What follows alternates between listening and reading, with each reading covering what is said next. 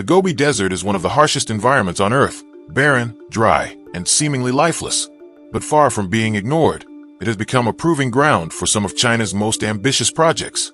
From large-scale greening efforts to advanced technological developments, the desert is being transformed. Vast stretches of sand have already been turned into thriving, oasis-like zones through aggressive anti-desertification campaigns. Trees and vegetation are being planted across wide swaths of land, turning the seemingly impossible into reality. These greening experiments are part of China's broader environmental efforts, aimed at reclaiming land and fighting climate change. But amid these environmental transformations, there's another side to the story, one that involves cutting-edge science, nuclear technology, and an underground megastructure. At first glance, some parts of the Gobi still appear untouched, just sand, wind, and sparse vegetation. But hidden beneath one of these unassuming areas lies something much more complex. Recently, a massive underground facility began to take shape. The first signs were subtle, some construction activity, a few new buildings. But what's buried below the surface is far more significant. Chinese engineers have dug a tunnel more than 919 feet into the ground. And that's just the beginning. This tunnel is merely the initial phase of a sprawling complex that, once complete, will include over 8 miles of subterranean passages. So, what exactly is China building beneath the desert sands? To understand the bigger picture, we need to rewind a bit and look at China's nuclear journey. China's nuclear energy program began in the 20th century, and by 2002, the country already had 5 nuclear power plants and 7 operating reactors. Their combined capacity was modest, only about 4.5 gigawatts. But just like the rest of the country, China's nuclear industry was poised for rapid expansion. By 2005, reactors that had been under construction since the 1990s finally came online, boosting capacity to 15 gigawatts. In 2014, that number increased to 19 gigawatts. The pace might seem slow at first, but that growth marked the beginning of a new era. From there, the expansion accelerated dramatically. By 2023, China's nuclear capacity had jumped to 53.2 gigawatts, nearly tripling in less than a decade. For comparison, the United States, China's main competitor in this field, took nearly 40 years to accomplish a similar scale of growth. But China isn't stopping there. In the early 2020s, the Chinese government unveiled a staggering plan: the construction of 150 new nuclear reactors over just 15 years. If successful, this initiative would bring China's total nuclear capacity to 200 gigawatts by 2035. The scale of this effort is unprecedented. It's expected to cost between $370 billion and $440 billion, but in a country known for its megaprojects, that level of investment is not unusual. With this level of output, China could provide power to dozens of major cities, each the size of Beijing, and drastically reduce its reliance on fossil fuels. But there's a bigger goal in sight. By 2050, China wants 15% of its electricity to come from nuclear energy. Why nuclear? Because it's far more efficient than alternatives like solar or wind, although China has also heavily invested in both of those. More importantly, nuclear power offers a path away from coal, the dirtiest and most polluting of all fossil fuels. Coal still dominates China's energy mix, and moving away from it is critical to reducing the country's massive carbon footprint. If China hits its nuclear targets, it could slash its annual carbon emissions by 1.5 billion tons, more than the total emissions of the UK, France, Germany, and Spain combined. That gives a sense of both the challenge China faces and the size of its potential contribution to the global climate effort. To support this ambitious transformation, China has developed what's called the Plan for 60, a vision to eventually replace all 2,990 of its coal-fired power plants with cleaner nuclear alternatives. However, like all technologies, nuclear power comes with its own set of problems. Chief among them, nuclear waste. Most of the waste generated by nuclear plants, about 99%, is classified as low or intermediate level waste. This includes things like contaminated tools, clothing, filters, and metal parts. These materials are relatively easier to handle. They're sealed in protective containers and buried at depths of up to 330 feet in designated storage facilities. China already has several such facilities in operation. But then there's the remaining 1%, the truly dangerous stuff. High-level radioactive waste, HLW. This mainly consists of spent nuclear fuel, and it can remain dangerously radioactive for tens of thousands to hundreds of thousands of years. Disposing of HLW safely is one of the biggest challenges in the nuclear industry. The international consensus is that it must be buried deep underground, in stable geological formations, at depths of at least 1,640 to 3,280 feet. The goal is to isolate the material for thousands of years, ensuring it won't harm future generations. China didn't wait until its reactors were fully online to start planning. As far back as the 1980s, the country began looking for the perfect disposal site. After years of research and testing, experts found that Inner Mongolia and parts of the Gobi Desert had some of the most promising geology.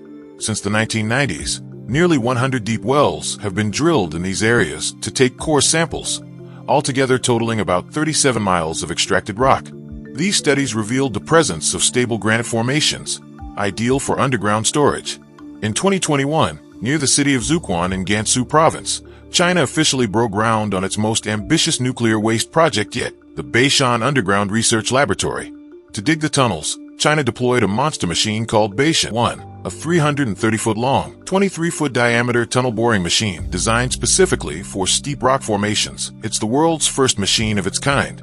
In just a few years, it has already carved out an entry ramp more than 918 feet deep. But this is only the beginning. The finished lab will be enormous. More than 18 million cubic feet of underground space, including 8 miles of tunnel and 3 vertical shafts.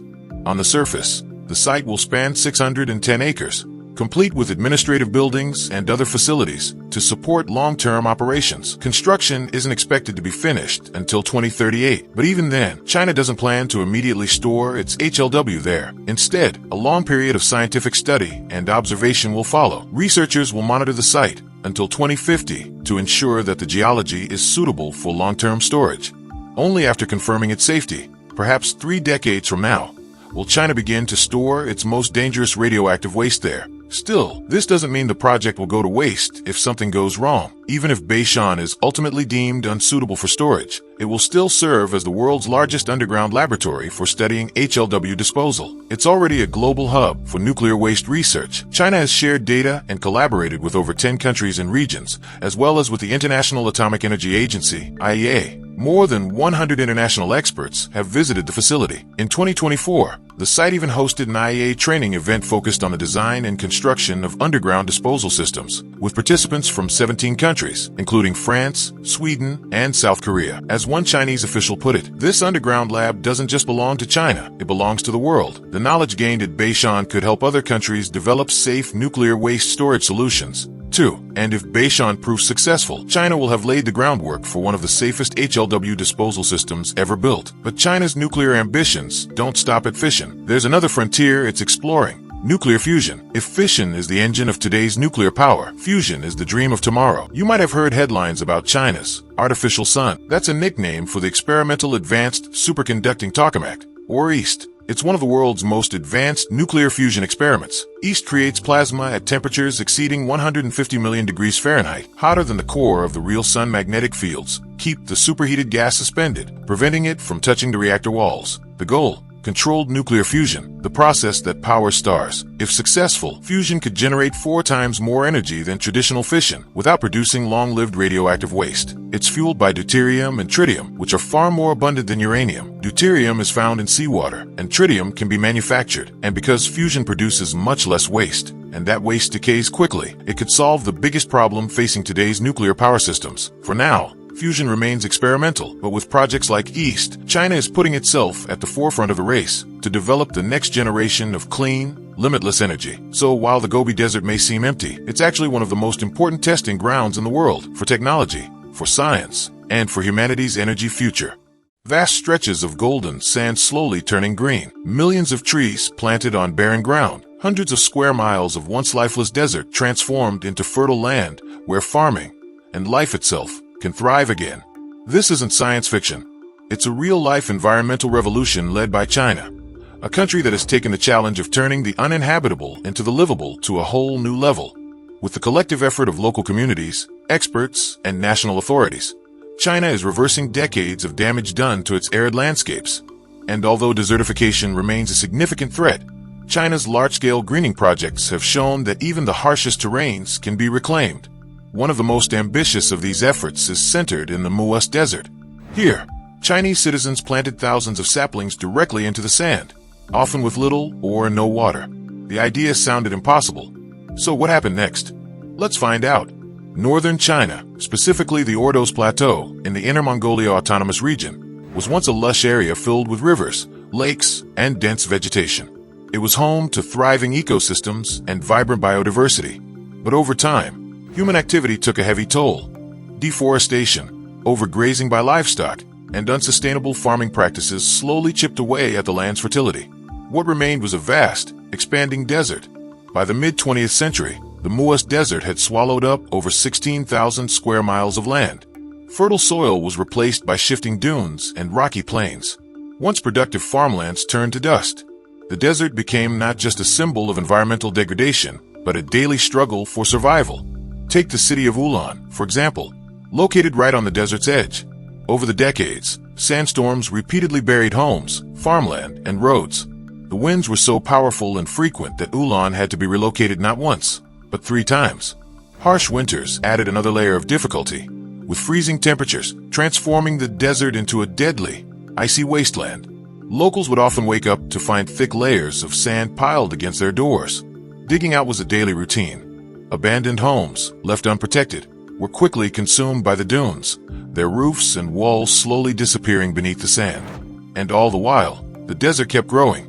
Records from Ulan show that in the 100 years leading up to 1949, about 540 square miles of fertile land were overtaken by sand. 6 county-level towns and over 400 villages and settlements were either damaged or lost entirely. By that time, forest and grassland coverage in the region had plummeted to just 1.8%. People considered leaving. But for most, there was nowhere to go. The 1950s and 60s were a time of extreme hardship for China. Following the rise of the People's Republic, the nation underwent a radical transformation, socially, economically, and environmentally. During the Great Leap Forward, traditional farming systems were upended in favor of large-scale collective agriculture, but the methods used were often untested and inefficient. One of the more infamous examples was the 4 Pests campaign, a well-intentioned but ultimately disastrous attempt to eliminate rats, flies, mosquitoes, and sparrows. With sparrows nearly wiped out, locust populations exploded, decimating crops and triggering one of the worst famines in human history. By 1959, over 600 million people were living in poverty. That year's harvest was 15% lower than in 1958, and by 1960, agricultural output had dropped to just 70% of what it had been 2 years prior. In purely numeric terms, China's agricultural production fell from 200 million tons in 1958 to only 143.5 million tons by 1960. This crisis only worsened the situation in desert regions like Muas. Starvation forced people to make hard choices: stay and fight the land, or perish. So they fought, but not with weapons, with trees.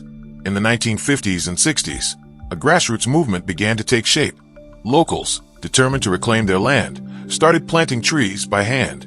Millions of them. Some even sold their livestock to buy saplings, understanding that the animals wouldn't survive without vegetation anyway.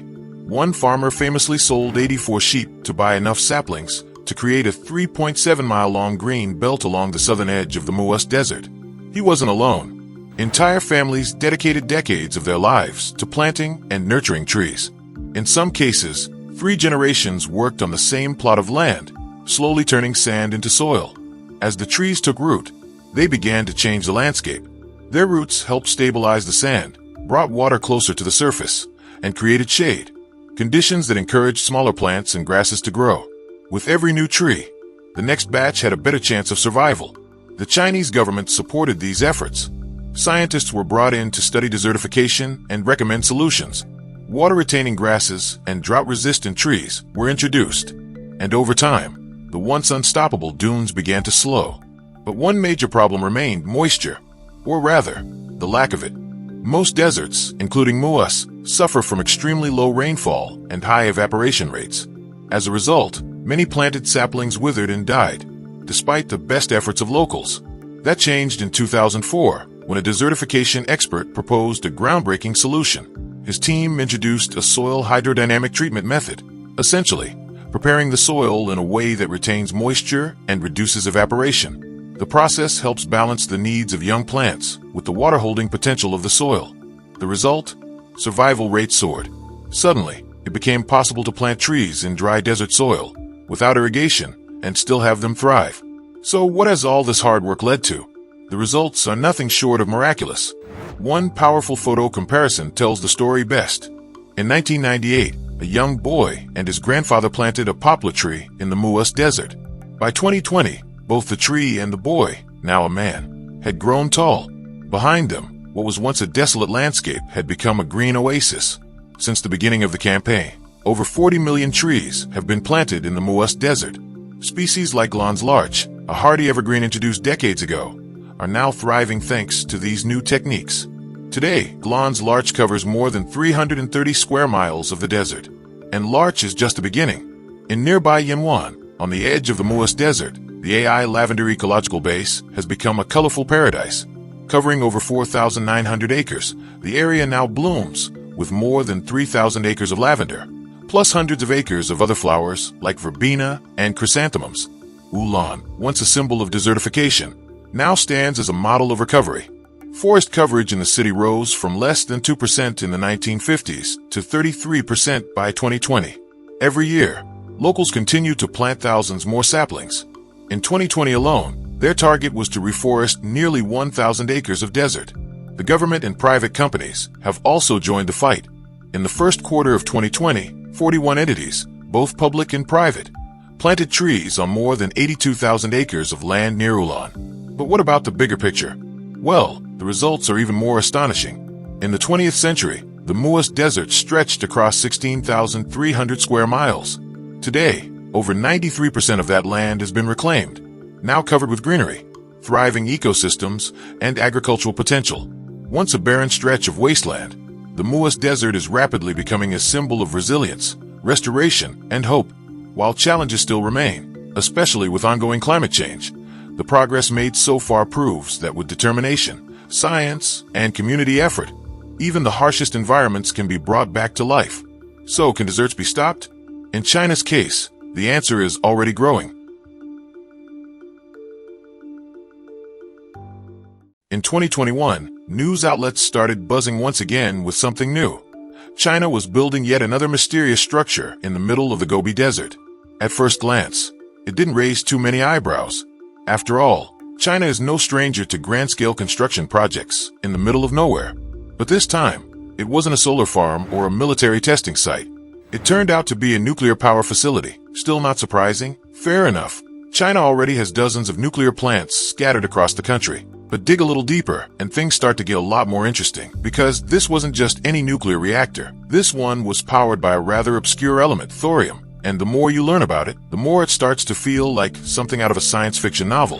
Back in 1828, the Swedish chemist Jöns Jacob Berzelius discovered a new element and gave it a name that sounded straight out of Norse mythology. He called it thorium, after Thor, the god of thunder. On the periodic table, thorium sits with the actinides and carries the atomic number 90.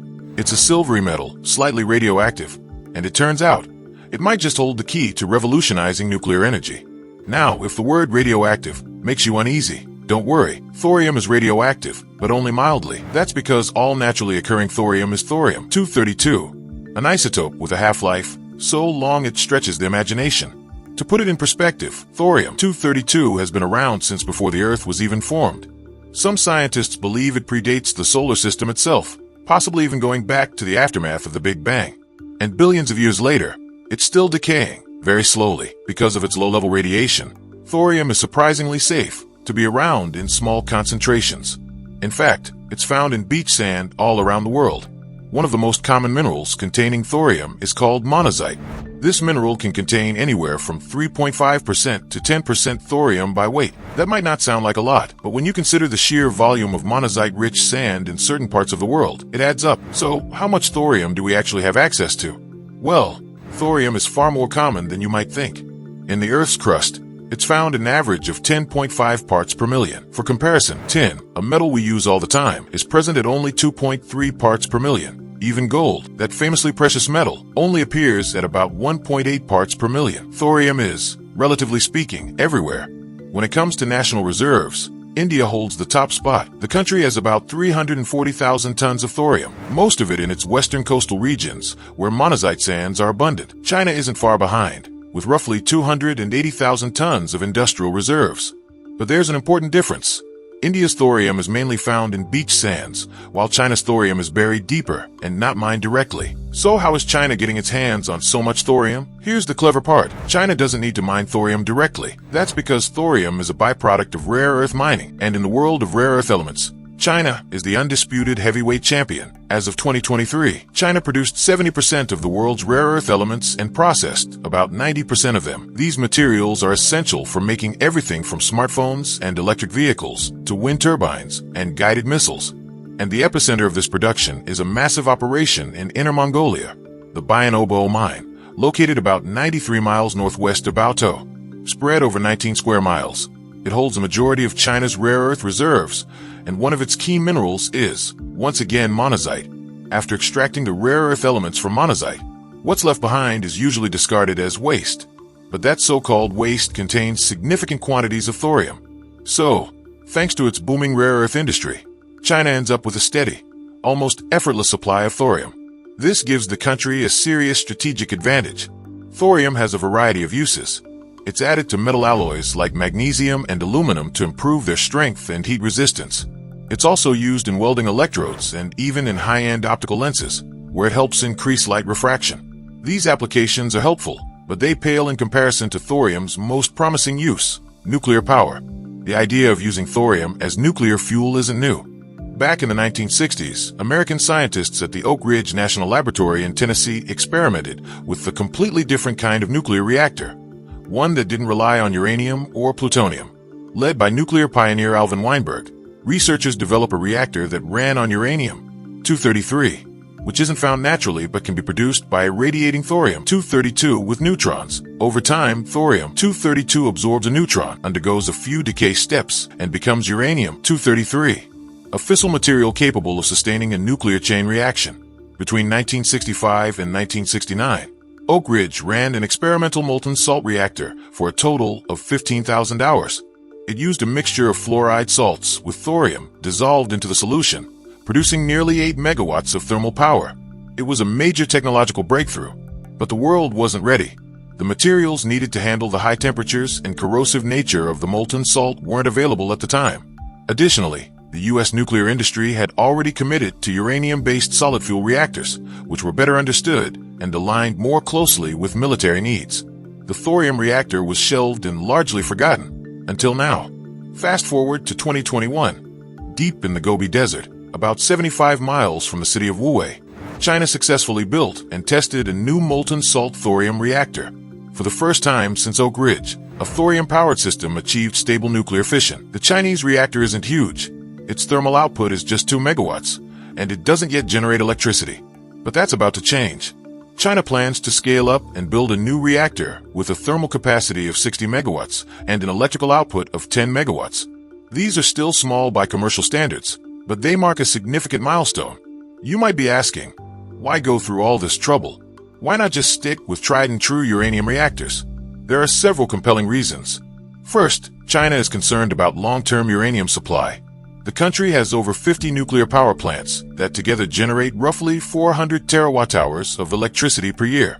That accounts for about 5% of China's total energy production, which, given China's massive demand, is a substantial chunk. And it's only the beginning. Between 2005 and 2020, China added about 3.4 gigawatts of nuclear capacity annually. From 2020 onward, they've increased that goal to 9 gigawatts per year. Clearly, the country is betting big on nuclear, and that means finding alternative fuels is crucial. Thorium is 3 times more abundant than uranium. According to some estimates, China's thorium reserves alone could power the nation for up to 20,000 years. That kind of energy security is hard to ignore. And there's more. China, like much of the world, is pushing toward zero emissions. The country is investing heavily in solar, wind, and hydropower, but these sources have limitations. Nuclear energy, on the other hand, is dense, reliable, and carbon-free.